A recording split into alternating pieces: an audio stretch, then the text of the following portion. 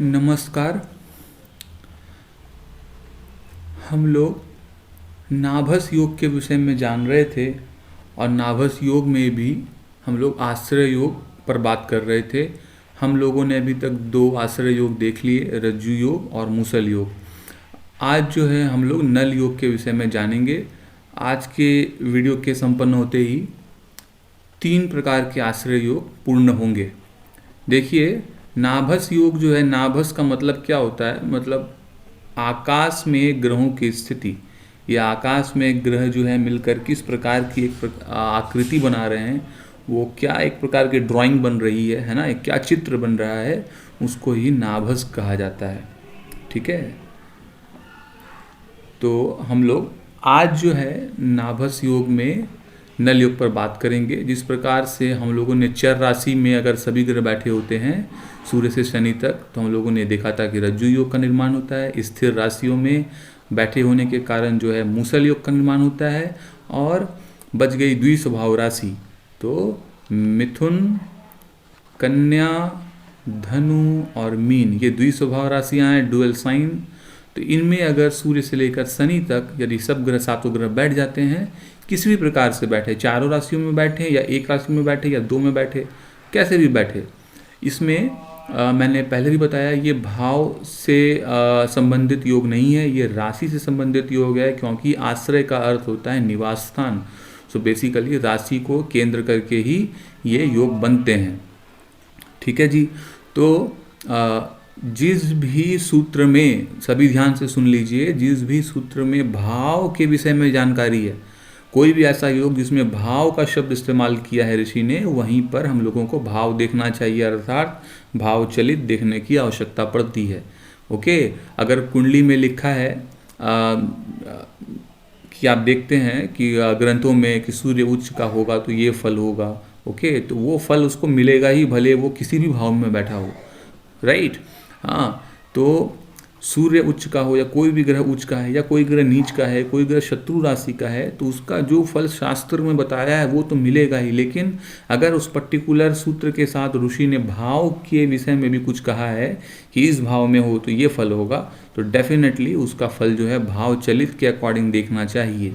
Okay, सिर्फ D1 की कुंडली में जस्ट देख लेना कि ये प्लैनेट इस राशि में बैठा है और भाव चलित न देखना बहुत भारी भूल हो सकती है इसमें। तो हमारा ये जो योग अभी जिस पर अपने बात कर रहे हैं, ये राशि के ऊपर बेस है, इसलिए अभी यहाँ पर भाव चलित की बात मैं नहीं कर रहा। साथ ही जब कभी भी आप लोग द्वादश भाव फलाध्याय देखते हैं, है ना, कि पर्टिकुलर प्लैनेट की लग्न भाव फलाध्याय, तो लग्न में कौन सा ग्रह बैठा है तो वो उसका क्या परिणाम होगा, इन सबको देखने के लिए आपको भाव चलित ही इस्तेमाल करना चाहिए, ना कि साधारण D1। ओके, तो आइए देखते हैं। देखिए, मिथुन राशि जो कि द्विस्वभाव राशि, यहाँ पर कोई ग्रह नहीं बैठे हैं। और कन्या राशि में चंद्र और मंगल बैठा है, धनु में सूर्य बुध शुक्र बैठा है, और मीन में गुरु और शनि बैठे हैं। इसलिए द्विस्वभाव राशियों में सूर्य से लेकर शनि पर्यंत ग्रह है, अर्थात यहाँ पर नल योग का निर्माण होता है।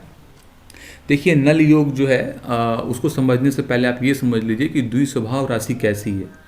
स्थिरता भी उसमें है और चलायमान भी है। इस कारण से रुकना चलना, मतलब कुछ बढ़ जाना, कुछ घट जाना, किसी कहीं पर ग्रोथ हो जाएगी बॉडी में, कहीं पर कमी आ जाएगी कोई बॉडी पार्ट में। तो इसलिए ऋषि ने कहा है कि शरीर के अंग प्रत्यंगों में अधिक से ज़्यादा वृद्धि हो जाए। जैसा कि आप सभी देखते होंगे, कुछ लोगों के हाथों में जो है 10 उंगलियों की जगह 11 उंगलियां होती है ना, ऐसा होता है, या 10 उंगलियों की जगह उंगली एक कम ही रह गई है, ऐसा भी होता है। तो ये द्विस्वभाव राशि का फल होता है। ओके, बढ़ना घटना, ये जो है प्रॉब्लम जो है देखी जाती है द्विस्वभाव राशियों में। तो इसलिए दिव्यांग अगर कोई हो जाता है, मतलब स्पेशल चाइल्ड, तो उसके केस में आपको इस प्रकार के योग मिलेंगे, नल योग, या इसका लक्षण मिलेगा। लक्षण क्या होता है? जैसे 7 ग्रह की बात ऋषि ने कही है सूर्य से लेकर शनि तक, तो आप देखेंगे 7 में से 5 ग्रह जो है वो द्विस्वभाव राशि में बैठे हैं। ओके, या फिर मान लीजिए 4 ग्रह जो है वो द्विस्वभाव में बैठे हैं, तो मेजोरिटी एक तरफ चली जाती है, तो योग का लक्षण आ जाता है। इस कारण से परेशानी बनती है वहाँ पे। फिर बाकी भी सूत्र हैं, उसको भी लगाना चाहिए। ठीक है, तो ऐसे देखा जा सकता है। तो एक तो बात हुई कि अंग वृद्धि हो जाए, या अंग का क्षय हो जाए किसी भी रीज़न से। हो सकता है व्यक्ति का जब जन्म हुआ है तो उस समय पर उसके अंग प्रत्यंग सभी जैसा नॉर्मल होना चाहिए वैसा ही था, लेकिन पर आगे चलकर जो है कोई एक्सीडेंट हो गया, कोई दुर्घटना हो गई, उसमें अंग हानि हो गई, या किसी एक अंग में कोई भयंकर रोग उत्पन्न हो गया और उसको काट के अलग करना पड़ा, जो कि कैंसर की केस में ज़्यादा देखने को मिलता है। ठीक है, अब देखिए चूंकि द्विस्वभाव राशि है तो द्विस्वभाव में डिप्लोमेसी होती है ना। तो ऐसे लोग एक बात पर टिक कर नहीं चलते, इनका मन जो है वो चंचल होता है, बड़ा बदलता रहता है, राइट। इनकी कथनी और करनी में फ़र्क होता है। ऐसे लोगों से हमेशा सावधान रहना चाहिए जिनका डुअल लग्न हो या द्विस्वभाव राशि हो, उनकी चंद्रमा बैठा हो द्विस्वभाव राशि में, है ना। तो ऐसे लोग जो हैं वो आपके फेवर में कभी खड़े होंगे तो अचानक से जो है आपका साथ छोड़कर आपके ओपोनेंट से जाकर मिल जाएंगे। तो ये एक इस लग्न वाले की खूबी होती है कि बड़े डिप्लोमैट होते हैं और सिंपल भाषा में जो बोला जाता है कि दोगलई जो है ना, वो एक दोगलापन जो है इसमें देखने को मिलता है, क्योंकि राशि का स्वभाव ही ऐसा है। अब जो है सो है, इसमें ना आप कुछ कर सकते हैं ना मैं कुछ कर सकता हूँ। और इंटेलेक्ट काफ़ी होता है क्योंकि ये जो राशियाँ हैं ये बुध और गुरु की राशियाँ हैं। तो बुध में इंटेलेक्ट है, गुरु में ज्ञान है, तो लोग ज्ञानवान होते हैं, बहुत चतुर होते हैं। और फ्रेंड्स का साथ जो है वो ये लोग निभाते हुए देखे गए हैं। इसके अलावा अगर बात किया जाए तो ट्रेडिशनल जो ज्योतिष है पराशर आदि, उसमें गुरु को धन का कारक बताया गया है, बुध को जो है वो दसम भाव का भी कारक लिया गया है, साथ ही बुध जो है व्यापार का भी कारक होता है।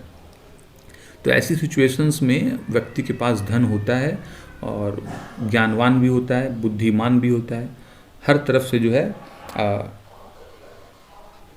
योग जो है वो कल्याणकारी होता है। बस एक इसमें समस्या है कि स्वास्थ्य को लेकर कुछ समस्या देखने को मिल सकती है। एकदम से कोई बॉडी पार्ट जो है वो ख़राब हो गया या उसमें ग्रोथ आ गई, है ना, इस तरह की जो समस्याएं हैं वो एक समझने वाली बात है। बाद बाकी जो है योग अच्छा है, कहीं समस्या नहीं।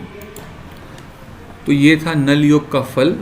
इसके अलावा आप लोग द्विस्वभाव राशि के विषय में सोचकर जो है आप लोग अच्छा फलित कर सकते हैं। जैसे कि द्विस्वभाव राशि का शुरुआती जो भाग है, पूर्वार्ध जो है वो स्थिर प्रकृति का होता है। कुछ लोग इसको चर भी लेते हैं, लेकिन ये सिद्धांत नहीं है। ऋषियों का जो मत था वो मैं वही बात कहूँगा।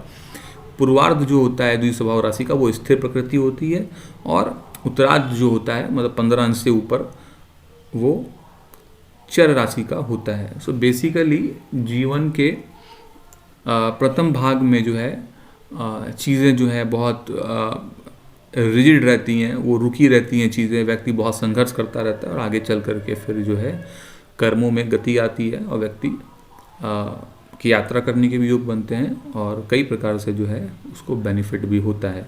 तो लेकिन एक इसमें खतरा रहता है कि शुरुआती जीवन में जो स्थायित्व रहता है वो जीवन के उत्तरार्ध में चला जाता है, इस कारण से व्यक्ति परेशान भी होते हैं। तो ऐसे लोगों को सलाह देना चाहिए कि आप जो है फाइनेंशियल मैटर ही आज के समय पर बहुत ज़्यादा इम्पॉर्टेंट रह गया है, तो इनको सलाह देने की आवश्यकता है कि जीवन के उत्तरार्ध में आपको धन से संबंधित कुछ समस्याएं देखने को मिल सकती हैं। इसलिए फाइनेंशियल प्लानिंग जो है वो अच्छे से कीजिए ताकि जीवन के उत्तरार्ध में सेकंड पार्ट ऑफ लाइफ में कोई परेशानी न आए। तो ये था नल योग के विषय में एक छोटा सा वीडियो। अभी तक अगर आप लोगों ने चैनल को सब्सक्राइब नहीं किया तो चैनल को सब्सक्राइब कर लीजिए। फर्दर अगर किसी को भी जो है ज्योतिष की कोई विधा अगर सीखना चाहते हैं एक्सेप्ट लाल किताब और वेस्टर्न एस्ट्रोलॉजी, तो वो मुझसे संपर्क कर सकते हैं। अभी के लिए वीडियो को इतना ही रख रहा हूँ। नमस्कार।